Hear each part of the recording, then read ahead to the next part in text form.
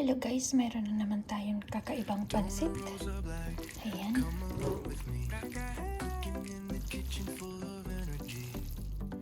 Ayan guys, ito may panibago na naman tayong upload.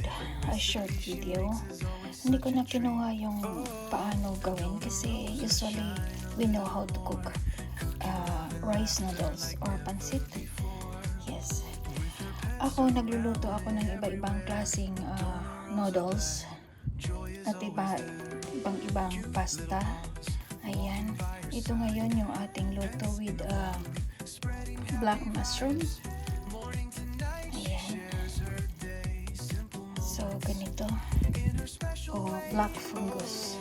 Yung tinatawag nila na black fungus. Ganito. Black mushroom. Ayan. So, ayan na guys. Ayan, yung ganito yung ating rice noodles. Ganyan yung una, pinag-aano ko lang, binablanch ko yung noodles.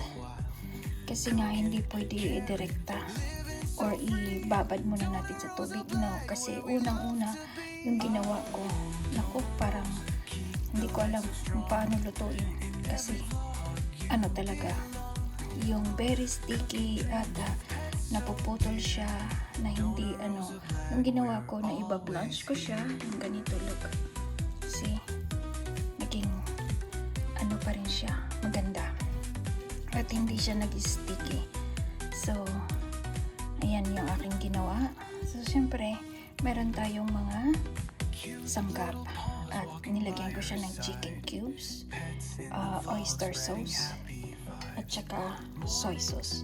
So ganito yun guys yung ating rice noodles for today. Ayan.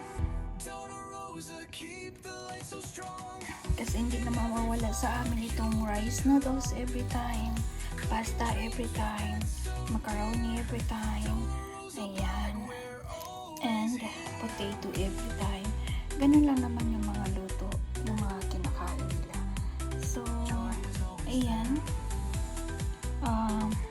everyday gumagawa ako ng iba't ibang klase sa pagluluto ng pasta, iba't ibang klase na pagluluto ng rice noodles. Ayan, at iba-ibang sangkap na ginagawa ko, iba-ibang taste. Kasi hindi naman pwede na iisa lang everyday. So, diba? So, sa hindi pa nakapag-subscribe ng ating channel, Donna Rosa Vlog, please subscribe, hit the button, and all the notification is yours. At kung saan man naka-abot yung ating video for today, please like and comment para mabalikan kayo ng Donna Rosa Vlog. So, thank you for watching.